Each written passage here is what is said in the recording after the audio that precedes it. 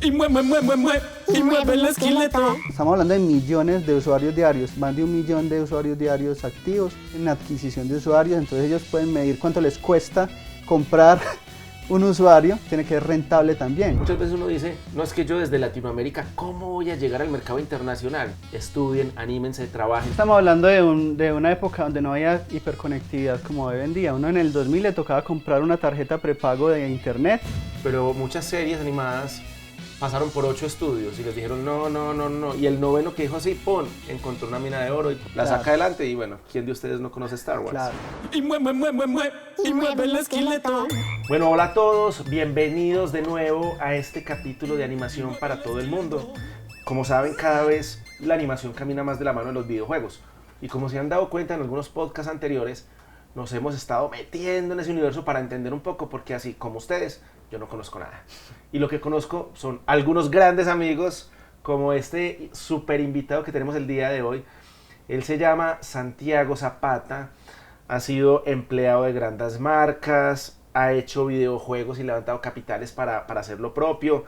Es tan loco como yo que le dio por montar empresa. Mejor dicho, hoy vamos a conocer mucho esa historia. Santi, ¿qué más? ¿Cómo estás? Bienvenido. Muchas gracias, Daniel, muchas gracias por esta invitación. Y sí, la idea, como tú dices, es compartir un poquito acerca de lo que yo he hecho, digamos, alrededor del desarrollo de videojuegos desde aquí, desde Colombia. Súper. Bueno, Santi, vamos a hablar entonces ahora ¿y quién es Santiago? A ver, contame un poquitico de la historia tuya. Vos, ¿de dónde venís? ¿Por qué te apasionaste por los juegos? ¿Y qué le dijeron en la casa por eso? Bueno, mi historia con los videojuegos es bastante larga, ¿sí? Creo que comenzó con un Atari 2600 pirata como los que teníamos acá en Colombia, porque aquí no teníamos Ataris 2600 originales, que fue, bueno, la primera consola que tuve, jugando con ¿A usted tocó el Atari? Porque yo empecé el Nintendo, no, de 8 bits. Atari 2600, que es el de la palanquita con un solo botón. Claro, que solo un botón y que tenía el tenis. ¡Puh! Tiene Pong y tenía... bueno, se llama Pong. Sí, y tenía 56 incorporadas, entonces bueno, con eso comenzamos. Luego, alrededor del año 1994, mi mamá, que es contadora, compró un computador, para la época era un monstruo, un 486 con DOS 6.0, tenía... Espérate, ¿qué es DOS 6.0? No. Porque acuérdate, mira, aquí nos están viendo unos pelados Sí. que en su vida han visto que el disquete, el floppy disk de 1.44 realmente era una cosa física y que hoy es el icono de guardar. Claro que Ese sí. tipo de gente la que nos está viendo, o sea, ¿qué es el DOS? Bueno, DOS es un sistema operativo que es el predecesor de Windows, Ok. 95 al ¿Y menos. eso cómo funcionaba? DOS es a través de comandos, haz de cuenta que es como Linux, así como uno hackeando, se No, podría pues tú decir. hablas es que como Linux. A ver, ¿cuántos de ustedes conocen Linux? ¿Cuántos de ustedes han visto una vez en la vida Bueno, Linux? The Matrix, ¿han visto The Matrix o las películas donde están hackeando así, ingresando comandos? DOS no tenía interfaz gráfica como tal, sino que tú todo lo lanzabas a través de comandos. Pantalla negra y letricas. Exactamente. Como hacker de CSI. Exactamente, y en el 94, bueno, DOS 6.0 venía con Windows 3.1, pero Windows no era el sistema Uy, yo operativo. me acuerdo. Windows era solamente un entorno gráfico. Sí, que uno ponía win.exe y entraba. Exactamente, desde DOS, ese era DOS. Entonces, bueno, en ese momento ese computador era un monstruo, mi mamá lo compró para contabilidad y fue mi primer computador y donde empecé como a experimentar. Funcionaba con disquetes todavía, incluso tenía un super... Pero de los grandes. Tenía de los dos acetato. drives, no, tampoco tan grandes, pero sí el de 5 pulgadas, 5 y cuarto, y el de 3 Imagínense y esto. medio. La información era 5 pulgadas, o sea, es una cosa importante. 700 kilobytes creo que era más o menos lo que puede almacenar un disco de 5 y cuarto. 700 kilobytes. Muy Eso poquito. un juego hoy en día, ¿cuántos de esos requiere un No, solo juego? El más sencillo. No. Un juego, hoy en día todos los juegos se miden en gigabytes, entonces tendrías que llenar este cuarto de esos disquetes para poder guardarlos. Ok. Incluso ese computador tenía un disco duro gigantesco de 80 megabytes. Ok. Era una cosa de Súper locos. grande. Hoy en día 80 megabytes son 20 canciones, pues se llenaría todo el disco duro, estoy hablando. Pero bueno, ahí fue donde empecé a experimentar, empecé a programar también, porque empecé a conocer algo de BASIC. BASIC es un lenguaje de programación muy básico. Yo lo vi en el colegio. Sí, exacto. Entonces, Haciendo calculadoras y cosas, pues fue lo máximo que llegué a programar en eso. tenía unos tíos que les gustaban mucho los juegos y fueron los que me metieron en este mundo, los que me enviciaron. Ellos son los que me metieron en el mundo de los videojuegos. Entonces, habían algunos videojuegos que estaban hechos en BASIC o en BASIC, como queramos pronunciarlo, y uno podía entrar a ver el código fuente. Entonces ahí fue cuando yo entré como a tratar de entender cómo funcionaba todo y a cambiar cosas y a ver qué pasaba cuando las cambiaba. Entonces bueno, eso fue como el comienzo hace muchísimos años. Qué juego te acordás que hayas visto así y que hayas desarmado? Eso estás como los ingenieros mecánicos que dicen, yo desarmaba los carritos y eso. No, vos desarmabas los juegos. ¿Qué juego te acordás que desarmaste? Había un juego que se llamaba Friendly War, que era como un set de juegos de DOS y traía como por ahí 20 juegos distintos de cartas, de dados. Había uno que era como explorando un calabozo en primera persona, como un laberinto. Chévere. Entonces, con esos fue con los que empecé. Bueno, también otros que quizás son mucho más populares. Uno que se llama Gorilas, que eran dos gorilas tirándose bananos explosivos. Y Nibble, que es un clon de Snake, de culebrita, pues como la de Nokia. Pero ¿es un clon de Snake o Snake es un clon de ese? Porque es que, según lo que me estás diciendo, fue primero ese. Habría que ver, porque esos dos juegos venían en el sistema operativo con todo el código fuente, precisamente como una muestra de lo que podía hacer uno con ese lenguaje de programación, con QBasic. Entonces, esos son donde más puede experimentar, poner a los gorilas a que se tirara, a que la explosión fuera más grande cuando se tiraban un banano, o a empezar como a hackear, entre comillas, el juego para hacer cosas distintas. Entonces pues, me pusiste a recordar tiempos muy, muy antiguos, pero sí.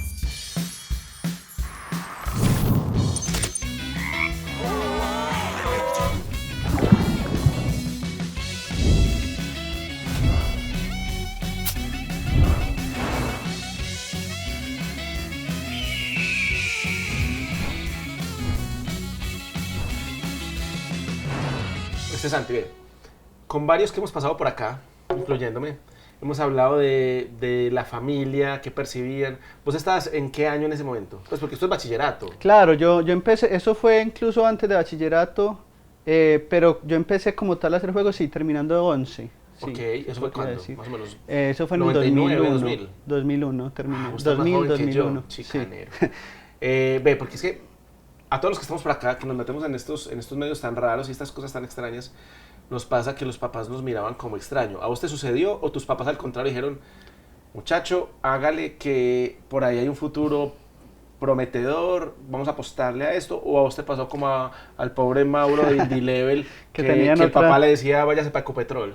A ver, yo te cuento, es que mi historia fue interesante porque yo empecé con los juegos como algo muy personal, incluso todavía, a pesar de que tengo una línea pues comercial de videojuegos, sigo haciendo juegos de manera independiente, casi que como un hobby, de manera personal. Entonces, yo no salté como decir, voy a hacer una empresa de videojuegos de malas, todo el mundo me va a tirar al agua. No fue así tan romántico, tan emocionante, sino que yo mucho tiempo trabajé en software corporativo, ¿cierto? En software para empresas, y al tiempo seguía como construyendo mis habilidades y sobre todo mis conexiones con otras personas, con otras comunidades de desarrollo de videojuegos. Entonces yo construí pues como digamos casi toda una vida profesional en el desarrollo, como Matrix, como Neo, que por la mañana era un respetable ingeniero en una empresa de desarrollo y por la noche yo seguía pues haciendo mis juegos yo por mi cuenta en mi casa, contactando gente, y eso fue lo que permitió que después de muchos años yo pudiera decir, que me contactaran estas personas y me dijeran, necesitamos algo como lo que has hecho, ven y trabaja con nosotros, y yo poder decir, esto no me toca coger como súper riesgos, súper altos, porque voy a estar bien cubierto financieramente, pero sí fue resultado de haber casi que 10 años estado participando en diferentes concursos, game jams, organizando cosas comunitarias en internet, para poder tener como esas oportunidades. Bueno, pero contanos un poquitico de ese viaje, porque si así suena y lo estás diciendo como súper rápido, fue súper fácil y demás, y yo sé que no. Primero, ¿qué estudiaste vos, Santi? Porque es que una de las preguntas que uno se hace es, y de nuevo, a mí me pasó con Mauro, que entonces uno le preguntan sistemas, informática, ingeniero eléctrico, y uno ignorante combina todo. Claro. ¿Vos qué estudiaste? Bueno, yo estudié ingeniería de sistemas. Yo entré a estudiar en el 2002, porque en el 2001 me gradué. Cuando eso no existía ingeniería de entretenimiento digital o nada de eso aquí, uno leía las revistas de Club Nintendo, porque yo siempre las guardaba. Todavía las tengo. La de Zelda, la número 2. En la número 2 venía Zelda Link to the Past. Ah. Y yo tenía, no, Link to the Past no, la de Nintendo. Zelda. Zelda Sí, solito. sí, ¿no? sí, sí. Yo tenía ese Zelda con su cartucho dorado y entonces yo compré la número 2 de Club Nintendo de Colombia y ahí venían los mapas, los 8 mapas. Yo tengo esa. Con el mundo oscuro. La con portada todo. creo que es Bart Simpson al revés. Yo no me acuerdo, pero era increíble y la recuerdo con mucho. No, la mía se quedó destrozada de estar viendo Claro. los mapas, dónde estaban las casas escondidas, todo. Quedó destruida y ya ni sé qué habrá pasado con ella. Es bueno mencionar eso, la revista. Yo era un fan de las revistas de Club Nintendo, todavía tengo por ahí 40 o 50 revistas de Club Nintendo. Y eso también me inspiró mucho a diseñar juegos. Claro, porque en las revistas de Club Nintendo, no sé si las conoce alguien de la audiencia, era el Nintendo Power de Colombia, ¿cierto? Y uno veía los mapas de los juegos, veía los reviews, veía las fotos. Las claves. Uno muchas veces no tenía acceso a esos juegos porque pues aquí no era fácil conseguirlos, pero uno como que vivía los juegos a través de solamente ver su información. Es como hoy en día, no sé, ver un libro guía de un juego de rol, que uno lee simplemente por ver la historia, por ver los personajes y bueno, estudié ingeniería de sistemas. En el 2002 comencé a estudiar en la Universidad de Medellín. Desde muy temprano en la carrera empecé a trabajar en empresas de desarrollo, como desde el segundo o tercer semestre. Qué bien. Me gradué y como te digo, mientras eso yo seguía, digamos, con mi hobby y construyendo pues contactos, construyendo habilidades, a veces de una manera no muy estructurada. Ya me acordé porque mencioné las revistas de Club Nintendo, porque en las revistas decían y hablaban de DigiPen. DigiPen es un instituto, una universidad de Estados Unidos que era la única en el mundo, o muy poquitas habían, pues estoy hablando de los mediados de los 90 o finales de los 90, que enseñaban como tal videojuegos, Okay. ¿cierto? Porque todavía no existía, ¿cierto? Todavía no existía ese nivel de profesionalización de los diferentes roles que hay dentro de los videojuegos, que hoy hay tantas disciplinas para poder hacer un videojuego. Cuando eso no existía, y uno soñaba con ir a DigiPen. Incluso aquí yo conozco a alguien que fue a DigiPen, que en estos momentos trabaja en Sony, es una persona muy importante de Sony. ¿Quién es? Les quedo viendo el nombre, soy Bueno, muy malo con los nombres. Si nos acordamos, lo ponemos ahí en la descripción. Y si no nos acordamos, pues les tocó buscar. Exactamente, él es muy amigo mío, pero soy muy malo con los nombres, me perdonarás. Ahorita lo mencionamos. Él sí fue a DigiPen, él tuvo otro camino distinto. Pero bueno, uno estaba aquí en Colombia, estaba entre ingeniería de sistemas o ingeniería civil. Por alguna razón me gustan mucho los edificios. Ok. Pero bueno, al final me fui por sistemas y siempre fue muy natural para mí porque era lo que, como te contaba, desde hace mucho tiempo yo estaba metido con el tema de computadores, No, y y de el sistema, programación. y una cosa que he aprendido, porque tengo otro compañero que es de sistemas, precisamente es eso, es hacer sistemas.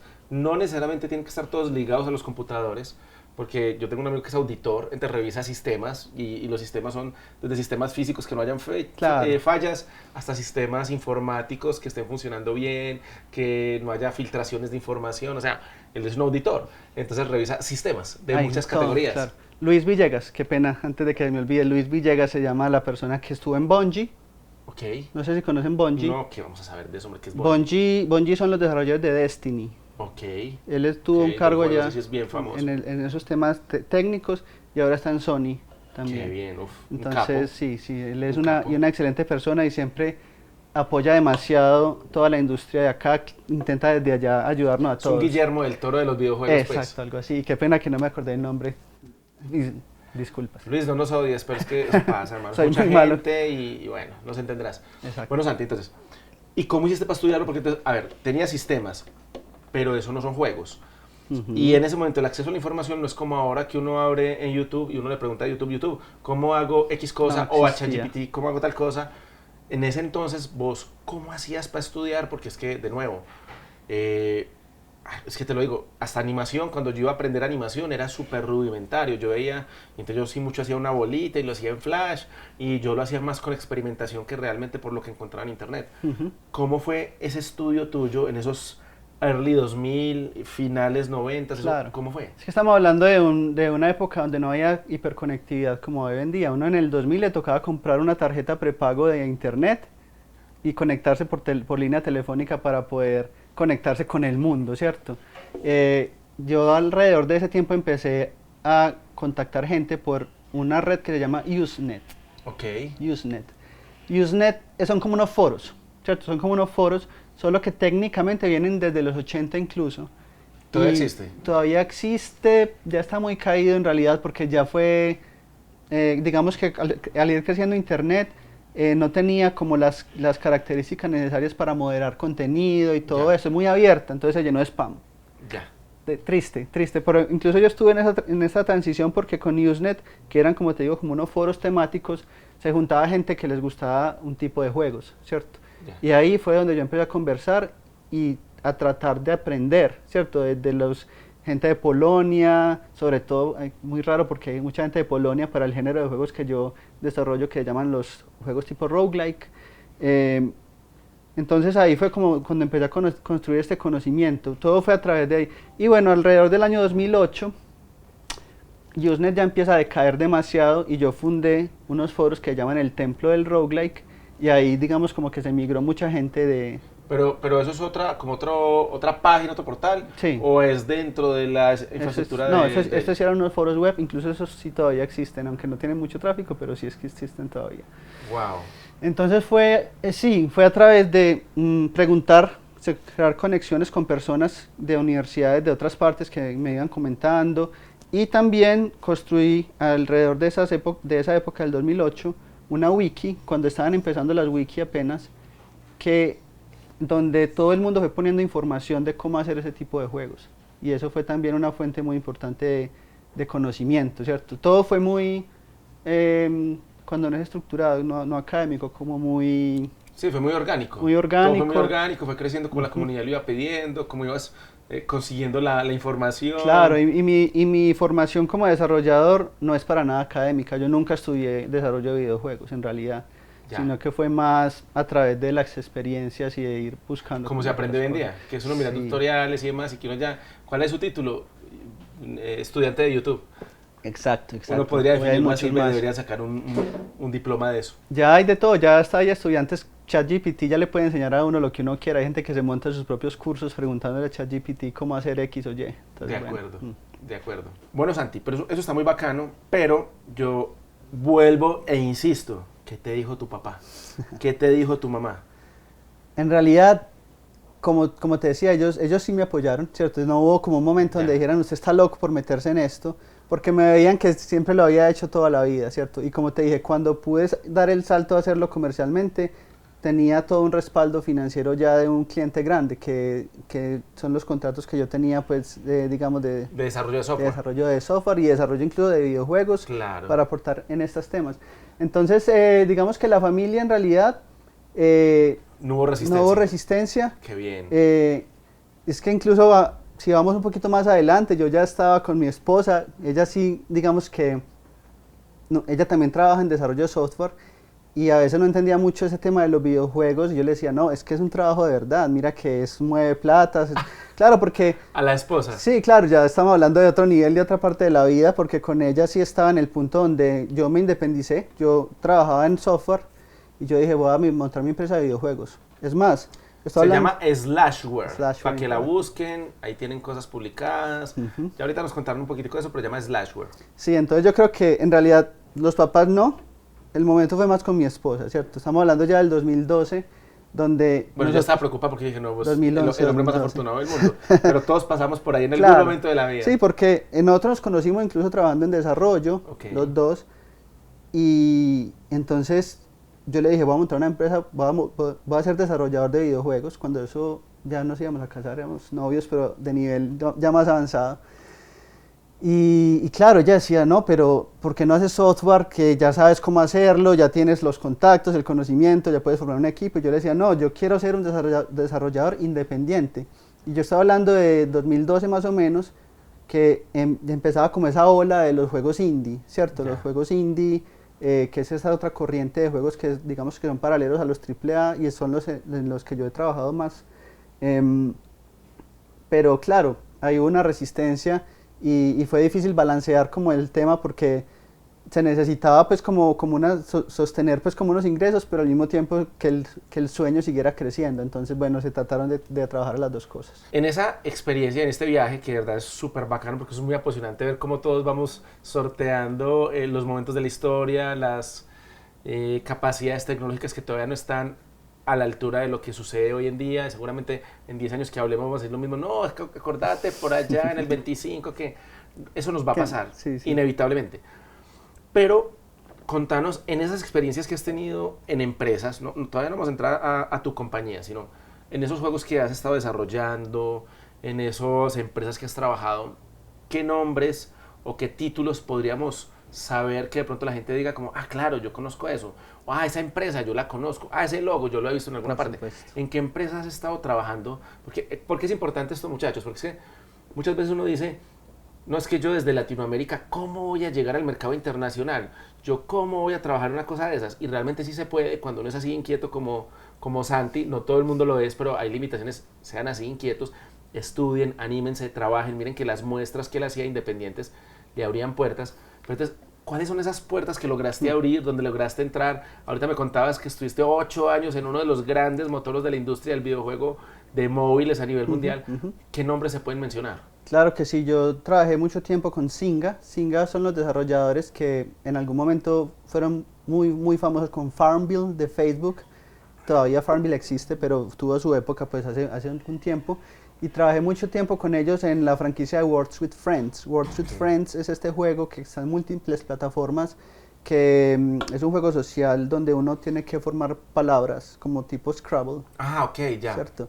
Ese juego es gigante, sobre todo en Estados Unidos, es una cosa de locos. Todavía sigue teniendo, ellos tienen un modelo de live ops, o sea, el juego nunca se ha terminado.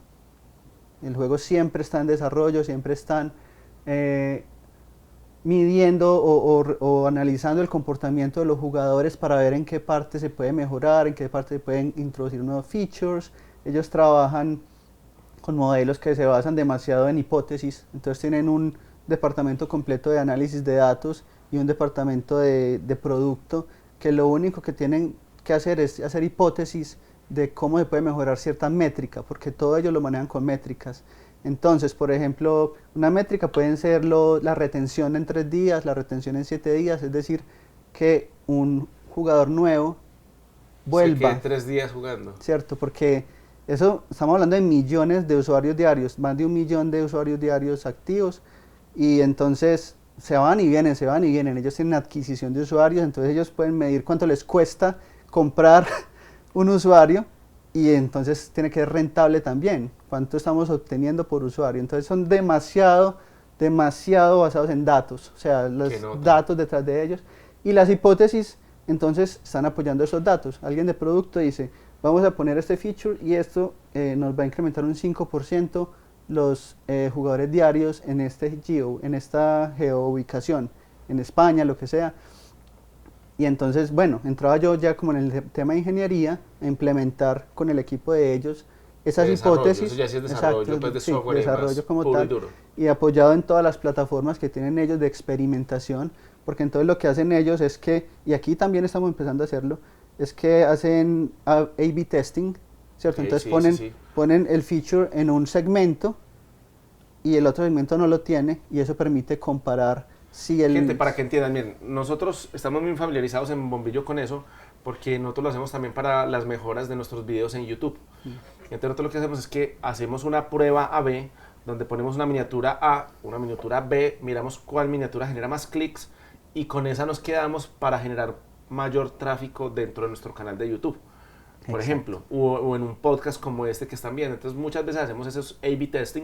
Es una cosa que cada vez es más común porque es prueba que sacas al mercado y el mercado te responde.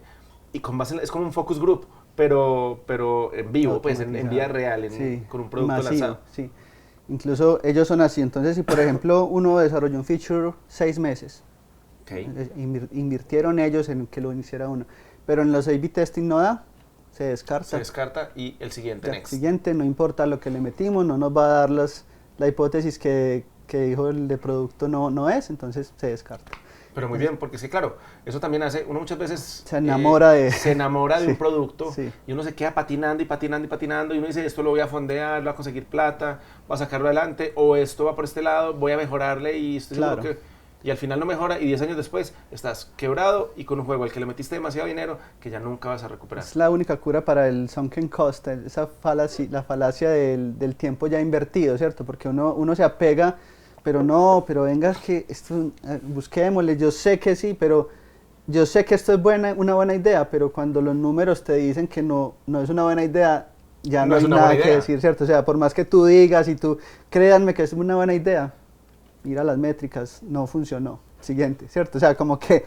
Es una forma fría de verlo, pero Sí, está bueno, está bueno. sí. Obvio, uno tiene que encontrar ciertos balances. Hemos conocido, en este momento no recuerdo cuál es el producto, pero muchas series animadas pasaron por 8 estudios y les dijeron no, no, no, no. Y el noveno que dijo así, pon, encontró una mina de oro y cuando sale al aire, casos Star Wars también buscaba financiación, llegó la 20th Century Fox, puso condiciones que no eran, la Claro. saca adelante y bueno, ¿quién de ustedes no conoce Star Wars? Claro.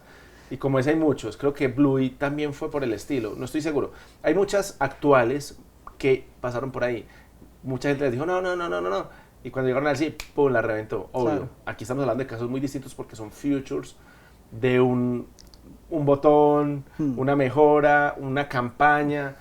Son cosas un poquito más medibles, más pequeñas, donde no dan la intuición de cómo enamoro al público general, Sí. sino cómo retengo a la gente Cómo en mejoro características culturales ya muy definidas. Ujú, ujú. Muy bacano, súper chévere. Sí, y ellos tienen la ventaja de que tienen un tamaño gigante, una muestra gigante, entonces pueden, eso se comporta como un organismo vivo, ¿cierto? O sea, como que mover este botón de verdad va a generar un comportamiento estadístico de mejora o no, ¿cierto? Como la muestra es tan grande, entonces, por ejemplo, lo que tú dices, cuando uno hace un pitch de una serie o de un juego, el publisher le puede decir, no me gusta, y bueno, pasó pues con estas IPs que tú dices, pero los números no mienten, ¿cierto? Los números, si uno pudiera poner ese pitch al frente de una audiencia y medirlo, pues ya no importaría tanto la opinión Del publisher, claro, sería sí, más del público el que número, dijo, ah, no, ¿cierto? mira, es que el 70% del público cuando dice, este focus group le gustó. Que supongo que por eso saben los pilotos de las series, también no soy los mucho focus group. claro, yo no sé mucho del mundo de series o de producción audiovisual, pero sí. Ve, ¿sabes qué? En la serie lo que está pasando, Santi, es,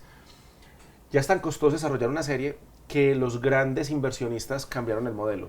Y generalmente lo que nos está pasando a nosotros los productores es que ya nos dejan la inversión inicial de creación de comunidad. ¿Y cómo funciona eso? Yo, por ejemplo, creo Lara, que es nuestro personaje que está aquí presente, la lanzo en YouTube y reviso las métricas de YouTube. Y entonces, si eso empieza a crecer y a generar vistas, cuando yo voy a estos grandes inversionistas les digo, mire, yo ya hice tienen la números. prueba en YouTube, mire cómo le está yendo de bien, inviértale para completar la temporada. Y si le fue mal, ni la miran, porque dicen, venga, pero es que usted no tiene Digital First, primero salga allá, pruébela. Y si le va bien, vuelva y la sacamos adelante. Claro, sí, ya es un mundo distinto donde no hay tanta... Pero mira que también es métricas. Sí, sí. O sea, están convirtiendo en una cosa que se vuelve del gusto, donde ya hasta el comprador o el inversionista dice, dejo mi gusto a un lado. Si tienes las métricas en Digital First y te fue bien, venga que le invierto. Ahí sí te puedo decir, Bluey arrancó haciendo una comunidad en YouTube, cuando tuvo una comunidad que mostraba millones y millones de vistas, después llegó a un Disney más fácil y venderla. es Sí, la sí, sensación a nivel mundial del contenido para niños, porque está haciendo todo una cosa disruptiva, o sea, está llegando ya a un nivel que esto ya es otro cuento, Santi. sí, es correcto. Bueno, Santi, ¿alguna otra marca así importante o juego en el que hayas trabajado reconocido antes de que pasemos a hablar de Slashware? No, en Singa principalmente fue World with Friends, hubieron otros proyectos más pequeños, pero como te digo, es solo con ese juego es una operación gigante que ellos mantienen para mantenerlo live, ¿cierto? Añadiendo nuevos features, nuevas cosas constantemente. 8 años trabajaste haciendo esa vaina. 8 años, yo incluso inicié con ellos haciendo un port es como portear o poner... Sí, movilidad, Movilidad. Es portabilidad. Es un Exacto. port. Ellos tenían un juego que se llamaba Words with Friends EDU, que era la versión educativa Ok. de Words with Friends, y necesitaban ponerlo en unas tablets para en las escuelas que los niños aprendieran inglés pues con esto. Bacano. Y volviendo como a cómo llegué ahí, fue porque yo acababa de hacer eso mismo con otro juego mío, que fue el primer juego de Slashware, que se llamaba Ananías Roguelike. Ah, yo me acuerdo. Exacto. Entonces, esta persona que se llama Glenn Wickman, que trabaja en Zynga, que es uno de los fundadores del género roguelike, porque fue el que creó Rogue en los años 80, es un amigo mío, vio eso y dijo, necesitamos eso mismo, pero para Mira el nivel para de las acá. conexiones tuyas, Sí. es increíble con la gente que terminaste trabajando de cuenta de tu afición por unos juegos independientes. Exactamente. Entonces, bueno, eso es como la historia con Zynga, como te digo, un tema de unos volúmenes impresionantes, pero también de unas decisiones tomadas robóticamente a nivel de datos, ¿cierto? Qué Y bacano. por eso yo he mantenido paralelo a eso, El amor por el arte. Sí, los que yo quiero hacer, que quizá no aguanten una prueba ácida de números, pero son juegos que igual deben existir, creo yo. Entonces por eso es que en Slashware seguimos haciendo algunos juegos y es lo que hemos hecho, digamos que usando todos estos fondos, tanto bootstrapping a fondos propios, como algunas convocatorias, sacar los juegos adelante y ponerlos ahí afuera. Bueno, ahora sí, Santi, vamos a entrar pues en esa materia de Slashware. Slashware es una empresa que se dedica al desarrollo de videojuegos. Algunos los hace por encargo porque como Bombillo Amarillo ha hecho juegos de nuestras series, específicamente de Flashlight, nos ayudó con unos juegos. Pero haces estos que te enamoran, que te gustan, que son los que mantienen la llama viva. Correcto. Contanos eso, ¿cuándo fue? ¿Cómo arrancaste? ¿Y con qué arrancaste Slashware? Slashware, digamos que como comentaba, el primer juego fue Ananías. Ananías salió alrededor de 2015 y es un juego tradicional, un roguelike tradicional. Para explicar un poquito qué son los roguelike, porque creo que ya he mencionado la palabra varias veces, este es un género de juegos cuya característica principal es la generación procedimental. Y voy a seguir diciendo más palabras enredadas. Okay. Pero básicamente, ¿qué es? Que cada vez que tú juegas, todo es diferente. El mundo es diferente. O sea, digamos que los escenarios no son fijos, no son que alguien los diseñó, aquí va un muro, aquí va una puerta, sino que cada vez que tú juegas, el mapa se reconfigura completamente. El algoritmo lo cambia. Es un algoritmo el que lo cambia. Esa es una de las varias características que tiene, pero es la más visible. Y es el tipo de juegos que yo desde el año 2005 más o menos, de allá voy a ajustar 20 años, son los que he estado trabajando, o antes. Es como un poquito adelantado incluso a lo que pasa hoy, porque mucha gente está haciendo, precisamente conectando inteligencias artificiales para que los juegos respondan a lo que usted quiera preguntar. Ya no es como una respuesta específica que solamente era, si usted pregunta A, la respuesta es B, sino que ya usted puede preguntar A y a esa A le metió una C por ahí y ya la respuesta es B2, y B3, y B5, y B1000. Usted no sabe exactamente qué le va a responder. Sí, el tema de inteligencia artificial, pues eso va para otro podcast, porque las que hoy se hablan hoy en día, las que están generando contenido, ya sea visual o textual, son como algoritmos también, solo que trabajan como con, digamos, unos modelos muy distintos, ¿cierto? Que son muchos datos, ¿cierto? A través de una cantidad masiva de datos se logran entrenar y logran llegar a respuestas casi personalizadas, sí, casi naturales. Exacto. Mientras que los algoritmos que uno usa normalmente son algoritmos muy de procedimientos, por eso se llama generación procedimental. Uno le dice, ok, para generar el nivel tienes que definir cuántos cuartos van a haber, luego conecta esos cuartos, ¿cierto? Es como muy hecho a la medida. Muy proceso. Sí, es el proceso. Claro. Exacto. Quiero 4 cuartos. Ok, ¿cómo los va a conectar? Va a tener 2 corredores. Exacto. Ok, esos corredores ¿Qué van vas a a poner en por cada una puerta. cuarto? Depende de qué nivel estés. Si estás en el nivel 1 vas a poner 2 enemigos y una armita, ¿cierto? Entonces, mientras que esas otras AI funcionan como procesando el lenguaje y se van y cogen un montón de datos, de cosas y tiran algo parecido. Entonces uno no tiene todo el control que sí tiene con el procedimiento, ¿cierto? Ya. Entonces, bueno, Ananías es un roguelike tradicional y es un juego en el que tú estás explorando un dungeon, un calabozo, creas un personaje y tienes que llegar al piso 20. Este está disponible para mobile también, para iOS, para Android, y salió en Steam alrededor de 2014, 2015, cuando todavía existía algo que se llamaba Greenlight. Greenlight. ¿Qué es eso? Greenlight era un proceso que tenía Steam para uno poder tener su juego en Steam. Hoy en día para... que lo revisan, como Apple, que sí es muy exigente con eso, ¿qué? No, tenía uno casi que asegurar que había gente interesada en comprar el juego. Ah, no jodas. Entonces uno hacía una campaña de Greenlight donde decía, este es mi juego, usted, usuario de Steam, lo compraría, casi que añadirlo al wishlist por anticipado. O sea, ¿te interesa? Es una pre-campaña, mejor dicho. Si este juego estuviera en Steam, ¿tú lo comprarías? Solamente pueden decir que sí los que sean usuarios legítimos de Steam, ¿cierto? Y por allá Steam tenía un comité donde se reunía y veía a todos los que estaban en Greenlight. Y decían, hay 10.000 interesados, 5.000 interesados. Greenlight. Entonces le daban luz verde para que saliera. Hoy en día no es así, hoy en día pagas $100 y ya. Entonces por eso es que Steam está lleno de tanta basura, porque cualquiera puede publicar cualquier cosa. Nuevamente Steam, porque Daniel me dice aquí que explique, no supongamos pues como términos. Steam, para los que no conocen, es la tienda de aplicaciones o tienda de videojuegos de PC más grande. Cuando digo más grande es que cubre el 98%. No, es enorme, de- es enorme. Y encontrar ya los juegos, hasta los de plataformas, encontrar los juegos de Xbox, le hacen adaptación y la portabilidad se la llevan Claro. para PC y a través de Steam es que las direccionan. Los Final Fantasy, yo soy súper aficionado a los Final Fantasy, me encantan, de Square Enix. Y los juego desde Nintendo, después Super Nintendo, después Play. Bueno, he hecho todo el viaje con ellos y ya hoy en día los juego también en el computador. Claro. Y los colecciono en Steam. Entonces van saliendo y salen en promoción. Nunca los juego, pero los tengo ahí. Esa es la cosa. Todo el mundo quiere tener en la biblioteca un montón de juegos porque hay muchas promociones. Es muy empujado por el consumismo también. No, es horrible, pero todos tenemos por ahí 40 juegos, de los Claro. cuales 2 hemos Jugamos. terminado. Entonces, bueno, salimos en Steam con Ananías. ¿Cómo le fue?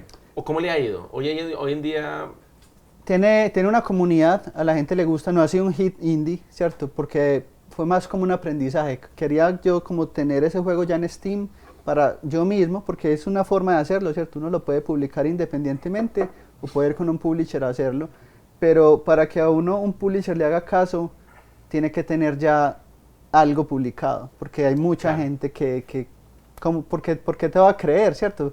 Suma mucho como uno haber tenido ya la experiencia de haber publicado independientemente un juego. Entonces, eso fue lo que hicimos con Ananías y ya le cambiamos el nombre porque nunca me gustó ese nombre, no sé por qué se lo puse.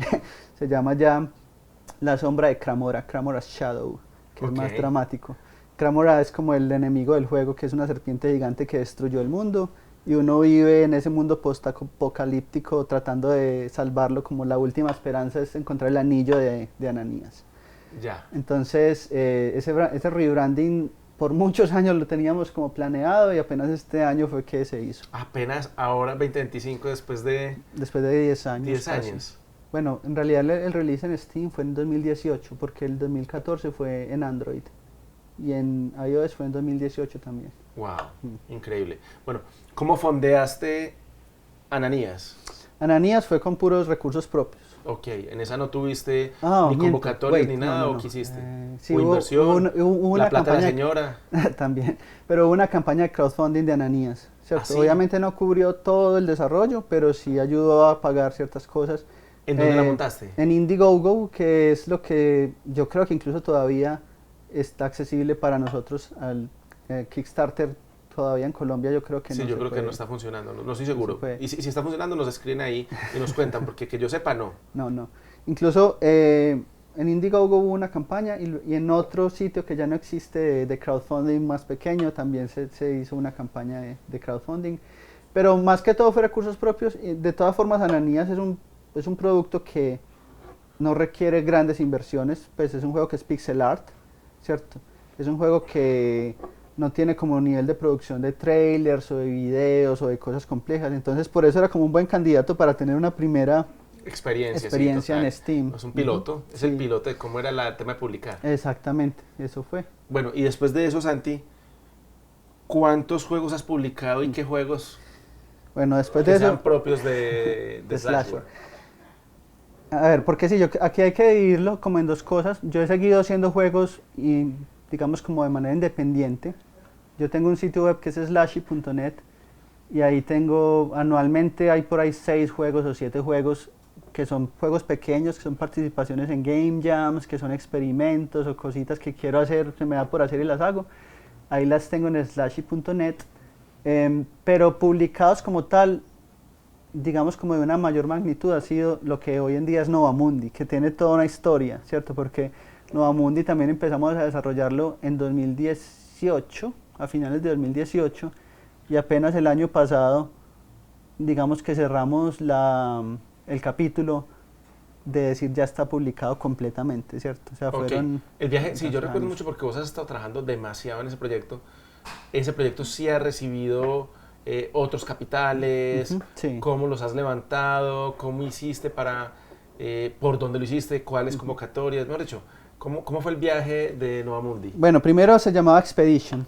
Novamundi arrancó menciono lo de los Game Jams porque alrededor del 2011 yo hice un juego que se llamaba Expedition para un Game Jam y era un juego de colonizar el Nuevo Mundo, ¿cierto? Ok. Era una expedición que salía de España y uno iba hasta el Nuevo Mundo y podías crear ciudades y todo. Era más enfocado como en el viaje de naval, ¿cómo se dice? Ok, De los sí, barcos. náutico. Náutico, sí, eso.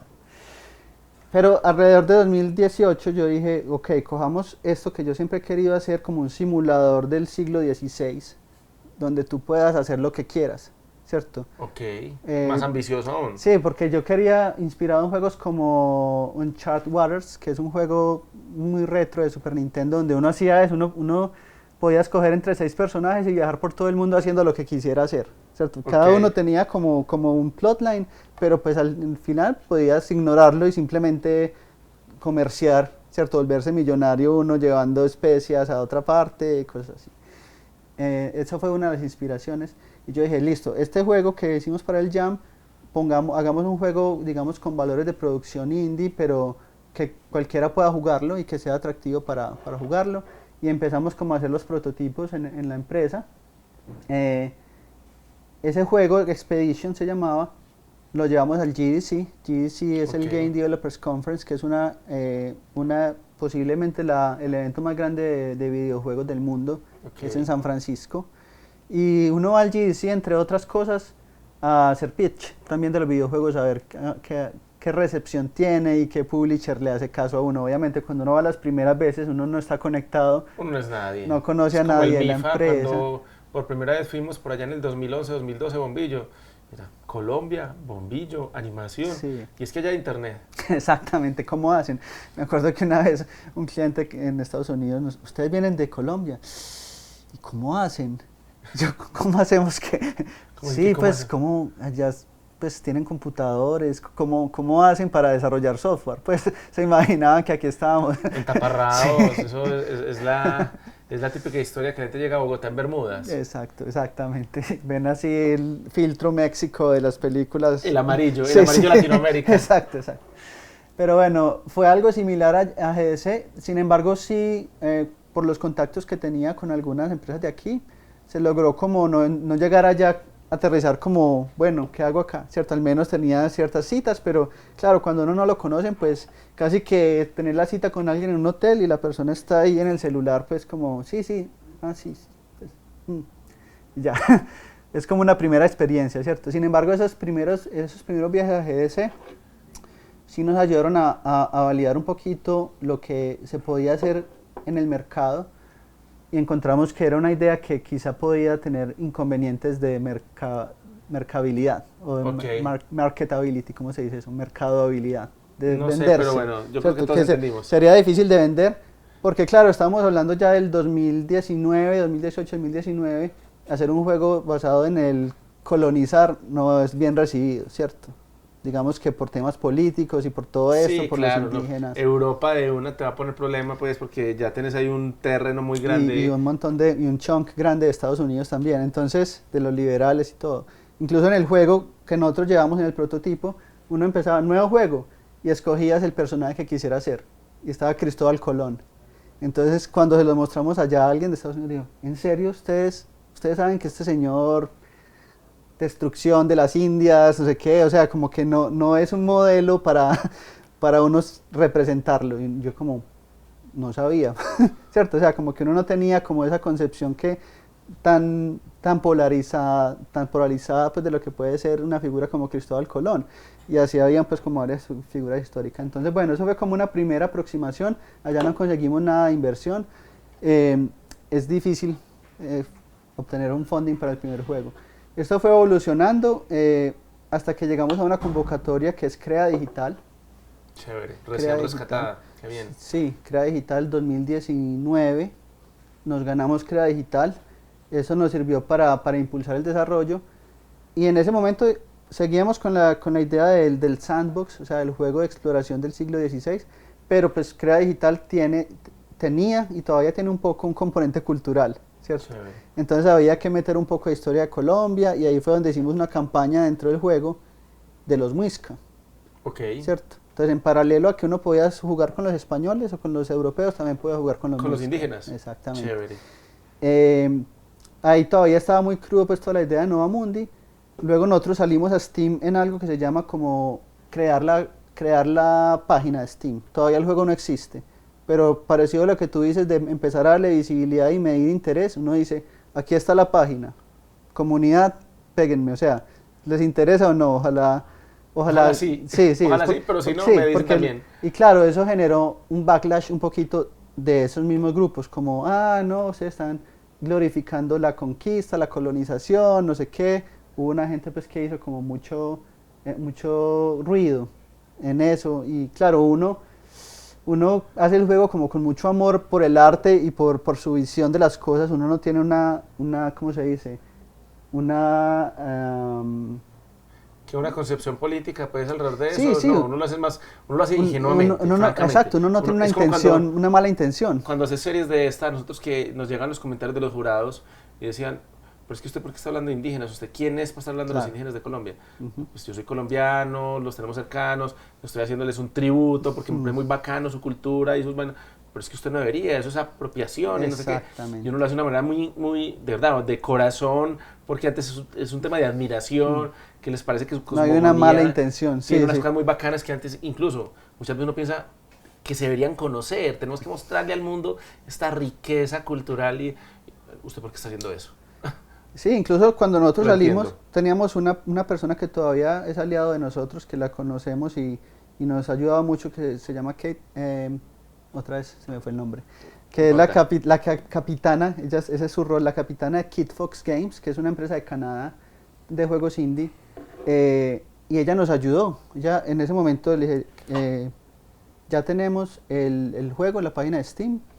Ella ya había hablado con nosotros, estaba súper interesada en el juego, incluso estábamos viendo si podía ayudarnos con ser publisher, y le cayó todo Twitter a ella. A ella porque ella como voz dentro del mundo indie había como que nos había apoyado, y le cayeron como, no, ¿esto qué? Esta gente no es indígena, esa gente está apoyando la conquista, que no sé qué, el gobierno colombiano trata muy mal a los indígenas y esto lo fundó el gobierno colombiano. A ella le tocó eliminar el tweet, o sea, se le estaban yendo encima a ella.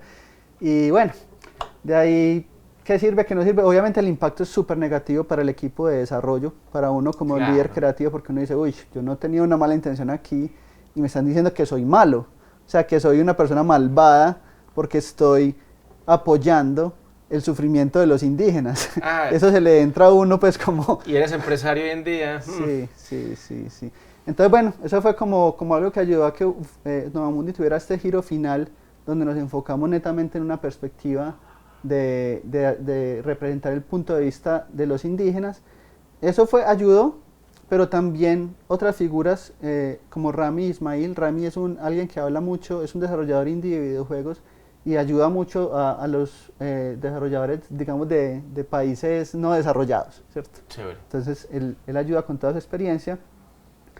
Y hablando con él nos dijo como, usted tiene que decidir por cuál de los dos lados se va, ¿cierto? O sea, si te vas a ir por el tema de simulador de europeo, hágalo, ¿cierto? Pero firme, ¿cierto? O sea, como que ese sea el mensaje. Claramente decías, no tienes que decir que tú estás condonando o apoyando la conquista, la colonización, pero sí tiene que ser claro como de que de eso se trata el juego. O plantearlo desde el punto de vista de los indígenas. Y nos recomendó irnos por ese lado, también porque hay menos juegos. Es más novedoso. Es más Claro, novedoso. Sí, de Entonces, acuerdo. es un riesgo porque es menos familiar para los jugadores potenciales. Es más difícil agarrarlos y engancharlos con una fantasía de jugador porque pues muy poca gente conoce acerca de esto. Entonces, no quieren ser muiscas. ¿Quiénes son los muiscas? Nadie sabía hasta que nosotros, bueno, creamos el juego y hablando un poco de lo que decías, creo que uno de los grandes logros del juego ha sido dar a conocer la cultura muisca Bacanísimo. en todo el mundo. Tenemos, por ejemplo, a youtubers que hacen videos de gameplay. Sí, este es un juego de una tribu africana. Africana. Alguien de Japón hizo una vez un video. Claro, es que nadie conoce acerca de los muiscas. Nosotros incluso... Pero muy bacano, o sea, que llegue a Japón, eso ya es una cosa, es como... A mí una vez me pasó una cosa particular, pues no tiene nada que ver con todo este rollo que estás contando, pero que ya las cosas de uno estén llegando allá, eso es porque algo estás haciendo bien. Ujú. En mi caso lo que pasó fue, una de mis ilustraciones fue seleccionada para estar en el tributo de Street Fighter, en el libro tributo que sacó una editorial que se llama Udon. Oh sorpresa, un día caminando por El Hueco, que es un lugar donde venden aquí juguetes, ropa y demás en el centro de la ciudad, voy pasando yo y la versión pirata china de Lego y la caja con mi dibujo impreso. Y era el Ken de Street Fighter, así en versión Lego, y la caja con mi dibujo. No me pagaron regalías, no me pagaron nada, obviamente más pirata que un berraco, pero muy bacano porque yo decía, si en China me están pirateando es que algo estoy haciendo ¿Pero lo bien. compraste o no? Yo lo hubiera Obvio, comprado. yo lo compré. Lo que pasa es que soy tan juicioso guardando las cosas que ya no sé dónde perdió, está. sí. Pero sí lo compré, claro. Yo era feliz con mi cajita ahí, con mi Ken de Lego pirata, que es igualito al de Lego, pero pues yo lo tenía. Claro, claro, interesante. Me va a caer Lego encima por comprar piratería, pero bueno. No, eso es inspiración. Sí, con Novamundi ha pasado eso. Por ejemplo, inicialmente uno, en Novamundi, ¿de qué trata Novamundi? Que tampoco lo he explicado. Novamundi, después de todas estas vueltas, lo que quedó fue un videojuego que también es procedimental. Entonces cada vez que juegas una nueva partida, todo el mapa se reconfigura. Y en Novamundi lo que tienes que hacer es unir a los pueblos muisca. Entonces tienes que viajar entre los diferentes pueblos muisca, hablar con el jefe de cada pueblo, de cada poblado, y convencerlo de que se una a una unión, a una, no sé, confederación, por llamarlo de cierta forma, a una alianza más bien, a una alianza de los muisca. ¿Por qué? Porque la historia es que uno iba con su grupo viajando hacia Santa Marta y se encuentra con la expedición de Gonzalo Jiménez de Quesada, que está atacando un pueblo indígena, y se devuelve a advertir de lo que está pasando, ¿cierto? Y el cuento es como unir los pueblos para olvidar las diferencias que tienen y poder que cuando lleguen los invasores europeos pues, estén plantados, no militarmente, porque de toda la investigación que hicimos sabemos que la invasión no fue militar, fue más como una victoria, no sé, cultural. Fue una victoria cultural. Llegaron con toda su tecnología y sus cosas y pues... Y con su cultura, y ya era chévere, es como si aquí llegaran los marcianos y nos gustara lo que nos traían. Empiezan a mostrar unas lamparitas y nosotros como, oh, y se vuelve cool ser marciano y todos nos enmarcianizamos. Eso fue lo que pasó pues en Bogotá. Entonces, bueno, es como una historia alternativa donde no. Somos una cultura fuerte, somos una nación fuerte. Y nos vamos a defender. Exacto. Entonces, incluso en Novamundi no se presenta ese gran conflicto, esa defensa militar contra los invasores. Sí hay peleas contra los grupos que van llegando, pero es como más a nivel pequeño. Entonces, a lo que iba es que dentro de estos poblados, cuando uno empieza el juego, uno empezaba en un poblado que se llamaba Ramiriqui. Okay. Ramiriqui, que es basado, todavía existe incluso esa ciudad por allá, por Bogotá. Y para los youtubers eran imposible pronunciar Ramiriqui. Ramiriqui en inglés eran... Son cosas que ahora me imagino el pobre japonés tratando de decir eso. Nos tocó cambiarlo. Sí, son cosas que no. Entonces, bueno, son cosas que se da cuenta uno al tener más exposición del juego. Oye, muy bacano porque uno no se esperaba, y de hecho no esperaba que en el podcast tocáramos un tema como tan conflictivo como el juego sobre qué va, la historia sobre qué va, bueno, qué montón de cosas. O sea, yo creo que vamos a tener que hablar después de esa inteligencia artificial, de lo que está pasando con el futuro de los videojuegos. ¿En dónde está Slashware? ¿Qué estás haciendo ahora? ¿Qué podemos esperar de lo que se viene para ustedes? Slashware, en este momento estamos trabajando en un proyecto que después de tomar todo lo que hemos aprendido, me gusta mucho lo que estamos haciendo. Es un juego que se llama Emerald Woods. Okay. Ya hay un demo disponible en slashware.games, lo pueden encontrar gratis. Emerald Woods es una combinación entre Minecraft, Stardew Valley y Pokémon. Okay. Podríamos decir que son esas tres las inspiraciones. Y otros juegos, pero básicamente es un juego en el que tú estás solo, no hay otro humano. Esa es la gran diferencia con Stardew Valley. No sé si han jugado Stardew Valley. En Stardew Valley hay un pueblo y uno tiene que relacionarse con la gente de ese pueblo y darle regalitos, y bueno, aquí no, aquí estás solo en el bosque y tienes que sobrevivir, pero no es un juego de sobrevivencia super hardcore donde se simule que tienes hambre, sino que es como una fantasía de vivir totalmente aislado en un bosque. Entonces, puedes crear tu casa, debes crear tu granjita, sembrar cosas para sobrevivir. Hay diferentes estaciones y puedes explorar ese lugar. Y en ese lugar, el cuento es que hace 40 años o en el pasado, había una corporación que se llamaba Genko, que era una corporación que hacía experimentos genéticos, y ya no existe, dejaron todo abandonado. Entonces uno puede descubrir la historia de ellos leyendo artículos que se encuentra, o incluso si uno encuentra reels de estos, creo que es de, ¿cómo se llaman? De 40 milímetros, Sí, que son como sí. esos que eran una cosa que, entonces uno encuentra una, una reproductora de esos proyectores, los puede ver y así como, bienvenido a Genko, esta es nuestra compañía, y como esos videos institucionales para... Chévere. También es inspirado un poquito en Lost, Ok. ¿cierto? Sí, En Lost. que están metidos en la isla. Exacto, que entonces incluso en Emerald Woods están las estaciones de Genko que son parecidas a lo que encontraba uno en Lost, que era el cisne, no sé qué. Aquí también en Emerald Woods están. Y de repente un oso polar. Entonces hay Pokémones, ahí es donde llegan como los muñequitos, los monstruos que uno encuentra Y regados las en el pelas, mundo. no es Pokémon, No no, es es Pokémon. Nintendo, por favor. No, no, esto solamente nada que es una ver. analogía. Esto es súper original, nada que ver con Nintendo. Porque es que si hay una corporación que se muestra muy bonita y que después en la parte No, legal solamente no es inspiración. tan bonita, eso es inspiracional. ¿Listo? Exacto, y no se parecen tampoco a Pokémon, simplemente son monstruos que uno puede encontrar, que hemos desarrollado originalmente, y bueno, uno los puede domesticar, puede tenerlos pues como mascotas, puede tenerlos en su granja también porque también producen. Entonces es un juego en el que estamos buscando que sea muy interesante esa simulación y que haya mucho gameplay emergente, ¿cierto? O sea, Ok. que pasen cosas de la nada, porque también cada vez que juegas el mundo es totalmente distinto. Vos y tus cosas que uno no sabe qué va a pasar. Exactamente. Entonces, Ok. eso es lo que estamos haciendo en este momento. El demo está en slashware.games. También seguimos pues con Novamundi impulsándolo y también agradecemos pues todo el apoyo que nos puedan dar adquiriéndolo. Ese sí está disponible en Steam para comprarlo. Y también con Cromora Shadow, que como te decía, este año le dimos el rebranding. Chévere, Entonces, qué nota eso. en cuanto a nuestros productos propios, estamos con esto y seguimos también trabajando con empresas de Colombia. Estamos haciendo también contenido para Fortnite, en alianza con algunas empresas de aquí de Colombia de desarrollo. O sea, Y si yo bueno, quisiera, por ejemplo, decir, voy a ser vulgarcito en Fortnite, vos serías el hombre para hacer eso. Sí, claro que sí. Bueno, Euforia ahorita me pasas tu Martínez. teléfono para ver si nos ponemos en esas. Santi, no, está brutal. Bueno, aquí nos ve público muy joven, pelados que están arrancando en este mundo, en el mundo de la animación, en el mundo de los videojuegos.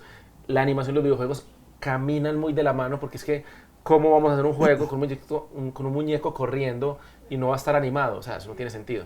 Entonces, por eso es que estamos haciendo esto de integrarnos. ¿Qué le recomiendas a estos pelados? ¿Cómo arrancar por aquí? ¿Qué estudiar? ¿Por dónde irse?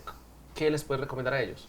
Definitivamente experimentar mucho, meterse a hacer los juegos que quieren hacer, arrancar pequeño, ¿cierto? Hacer juegos pequeños porque el problema que tienen los muchachos hoy en día es como una bendición y una maldición al mismo tiempo. Con las herramientas que ya hay de desarrollo, parece que fuera muy fácil hacer el siguiente Fortnite, Ok. ¿cierto? Pero ellos no saben que hay cientos de personas detrás de Fortnite. Entonces, uno solo no puede hacer un Fortnite, aunque existan tantas herramientas como las que hay hoy en día. Entonces, creo que la clave es empezar haciendo cosas más sencillas. Va a ser muy difícil que tú hagas que tu primer juego sea el siguiente Breath of the Wild, ¿cierto? Claro. Por más de que te guste Breath of the Wild. Entonces, vení. Hace un nivel de Progresivamente, algo sí. y si viste que te quedó bien, Exacto, hace el hace siguiente. Tetris, hace marcianitos. Esto es un consejo que es controversial. Algunos dicen, no, haz el juego que quieres hacer, métase de una vez al juego grande. Es más riesgoso porque vas a estar años de tu vida, todavía no sabes. No, y puede pasar lo que es ahorita, no tener las métricas y poder estar tratando años de tu vida en un juego que simplemente no va a servir para nada. Exactamente, va a servir para que aprendas, pero va a ser mucho más doloroso, ¿cierto? Que poder incrementalmente estar practicando y mejorando tus conexiones, mejorando tus contactos con la comunidad. Entonces creo que es eso, empezar a hacer juegos, participar en jams, pero también hacer juegos pequeños por su propia cuenta, creo que es lo Y más mostrarlos, importante. porque yo creo que una cosa que me Mostrarlos. queda muy interesante, Santi, de tu experiencia es que parte del éxito tuyo ha sido ese, que vos arrancaste pequeño, todo eso pequeñito que ibas sacando lo mostrabas, entonces mostrabas que eras capaz de hacer portabilidad, pero mostrabas que además eras capaz de hacer juegos Procedimentales. procedimentales, esa vaina. Podías hacer juegos, mejor dicho, empezaste a mostrar con pequeñas cápsulas, por decirlo así, que publicabas y enseñabas pues el mercado se dio cuenta que tenías unas capacidades que te abrieron puertas para ser financieramente estable y que alimentaron tus capacidades de desarrollo de tus propios videojuegos. Entonces yo creo que esa es otra, y es eso pequeñito que hagan, igual muéstrenlo, porque creo que es muy clave, no es solamente hacer por hacer, es mostrar qué hago. Es correcto. Como les dije, yo tengo un sitio web donde tengo todo lo que he hecho, o casi todo propio, hasta desde el año 2004. Wow. Entonces, ahí en slashy.net está... Si me piden que muestre un dibujo de, no sé, 1995 de cómo dibujaba yo, No lo tienes. yo no tengo... No, y si me preguntan uno del 2024, también creo que hay problemas. Pero bueno, muchas gracias a todos. Yo soy Daniel Vélez, soy el gerente del estudio Millo Amarillo. Esto es animación para todo el mundo. Vamos a seguir trayendo los temas que ustedes quieren escuchar para ver cómo arranca uno con estos juegos indies, cómo levanta capitales, cómo hay que estudiar, por dónde hay que irse. Hoy tenemos a este gran invitado, Santiago Zapata, de Slashware, para que lo sigan, para que estén pendientes de sus redes, para que miren todos esos juegos, para que los prueben y para que los compren. ¿Qué más quieres decirle? A ver, despedite, Santi, contando algo o diciendo algo. ¿Qué quieres hacer ahí? Muchas gracias a todos. Sí, como dice Daniel, únanse al Discord de Slashware. Los esperamos en el Discord de Slashware para que discutamos todas ¿Cómo lo encontramos? ¿Cuál es? En slashware.games Ok. están todos los links hacia las redes sociales, hacia los juegos y hacia el Discord. Entonces estamos buscando crecer esa comunidad para poder mejorar nuestros juegos propios. También si tienen ideas, ahí también tenemos un canal dentro del Discord para ayudar a los desarrolladores nuevos que tienen sus propias ideas. Bacano. Entonces allá los esperamos. Bueno, muchas gracias a todos. Que estén muy bien y por aquí los esperamos. Y mueve el esqueleto. Y mueve el esqueleto.